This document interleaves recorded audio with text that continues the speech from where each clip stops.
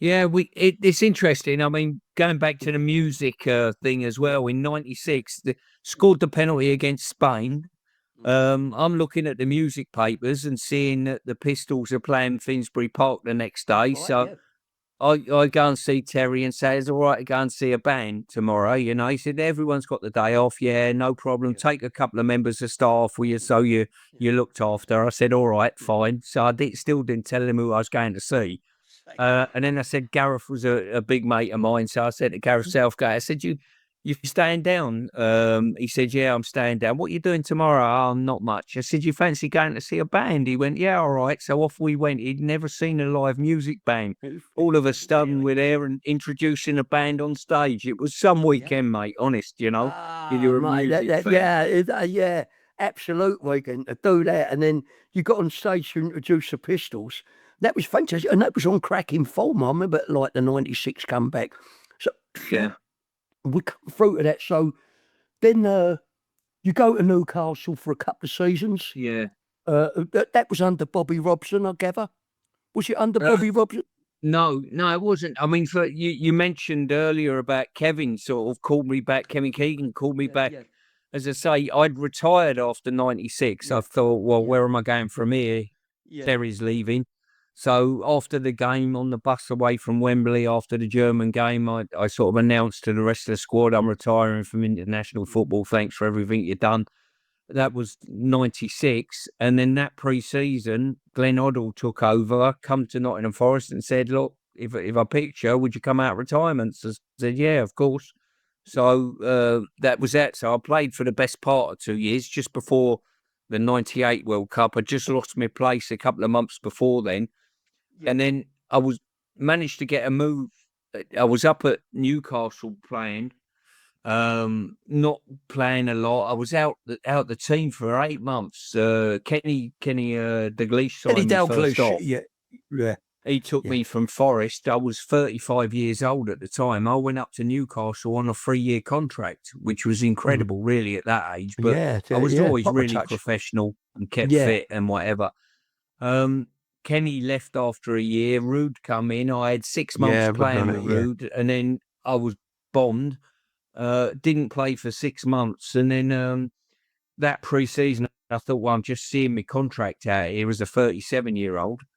So I rung 5 Premier League managers myself and said, look, where I thought I could get into the team, and said, look, I'm a free agent. I can come and join you tomorrow. Have you got any interest? And I think it was Strachan at Coventry at the time, and Graham Taylor was at Watford. They're all yeah, in the Premier League, but I thought I could get in the teams. And Harry yeah. was one of them. And Harry was typical Harry, you know. Typical I rang him area. up. He went, fuck it, brilliant. He said, you and fucking Dixie down at pure violence. Oh, yeah, we need Yeah, to have that. I'll get it over the line. I'll get it yeah, done. yeah, And this went on for a couple of weeks and then yeah, nothing. And then I'm ringing him and he's, can't get it past the chairman. I'd love you here and all this. And I'm thinking yeah, he's stringing me along. And then all of a sudden, I come back in from training on Friday afternoon at yeah, Newcastle. I'm training with the reserves and the kids, to be fair, nowhere near the yeah, first team.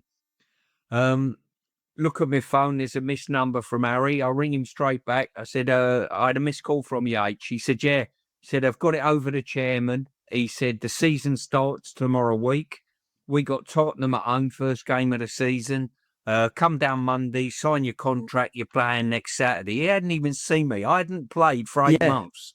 Yeah, And he said, you're playing next uh, Saturday against Tottenham. And Tottenham West Ham is a big game, yeah, yeah, at yeah. Upton Park. So we It ended was, up winning that and it some was brilliant. start to So, it. yeah, I mean, we loved you over there. I thought you've done a fantastic job at West Ham. You've had 2 years, and I think was it 1998? You'd had a car crash as well in Yeah, 1998. yeah, Yeah, which you fortunately come away from. So you see out with West Ham 99 to 2001.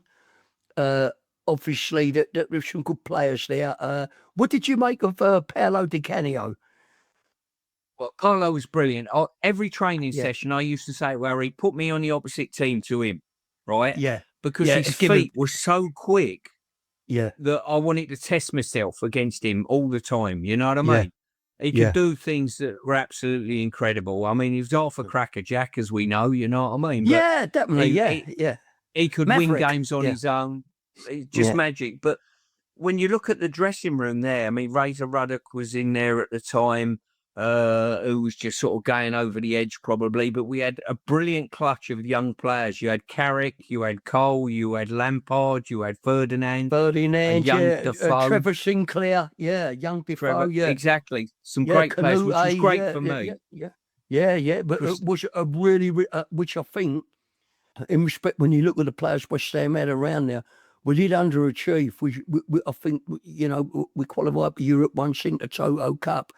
But I yeah, look at that group of players. I'm not that you're Harry, because you got to play an entertaining football, but there should have been that bit more. So you went there, yeah. then from there you go to Man City, where you make another 38 appearances, and we come to 2002. I believe that's in the first division, which was the old third division with City, Yeah. and then you win promotion. Then basically, that's your curtain call. So did you know that was the time to think, well, this is it, I've done what I can, and the end is here? Was it an easy decision, or was it an hard Um, decision to walk away? Well, it's an interesting one because when I was in my early 30s, I always had a mentality that the game owes me 5 years that I missed out on at the start. I just Yeah, convinced myself. Like you said earlier, a lot yeah. of players used to get a 33, 34, 35 was the cut-off date. You got your pension then Definitely, and yeah, off you yeah. go. You was done for, yeah, Yeah, so I never had that mentality. I always thought to myself, you know what? The game owes me 5 years at the other end. I was always ludicrously professional, you know what I mean, in my outlook and everything like that. So that kept me driving on. So when I hit 35, uh, I was lucky. I got new challenges. I went to Newcastle. They had finished second yeah, in the yeah, Premier League the season before, mm, playing in the Champions League. yeah, It was a new yeah, challenge. And then to go to West Ham and prove people wrong that I'm not finished and yeah. whatever. Fucking did, And then yeah, you know what? Harry got the tin tack at West Ham. I was 39 years old. The yeah, club said to me, hang around, and when a new manager comes in, we'll tell you whether we need you or not. And I'm thinking, mm. I can't be doing that. I'm Nah, 39. you don't. Nah, I'll you pack just in. don't need it. Nah, So yeah. I sort of said to myself, I'll pack in this summer. And all of a sudden, the phone goes. Look at the phone. It's Kevin Keegan. I answer it. He said, I've just taken the Manchester City job.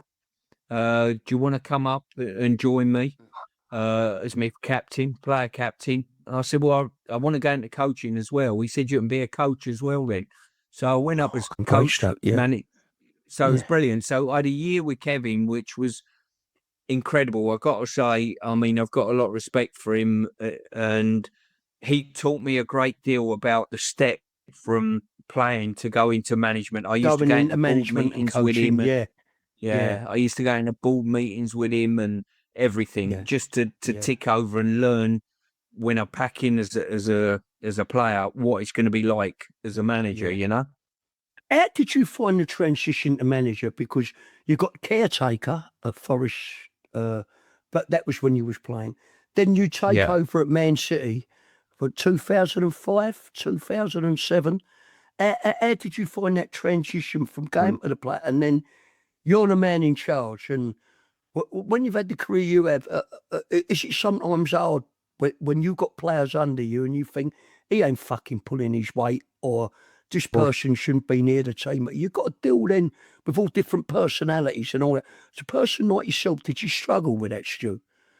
yeah, I think I did. I think my levels of professionalism weren't mirrored by some of the people I saw in front of me, and that's really difficult. You know what I mean? So when I look back now at my early managerial days, I cringe a little bit. You know what I mean? I still had a foot on, still thought I Yeah, was a player, I think, trying to manage the team. I mean, there was once we played Blackburn Rovers at home at the City of Manchester Stadium.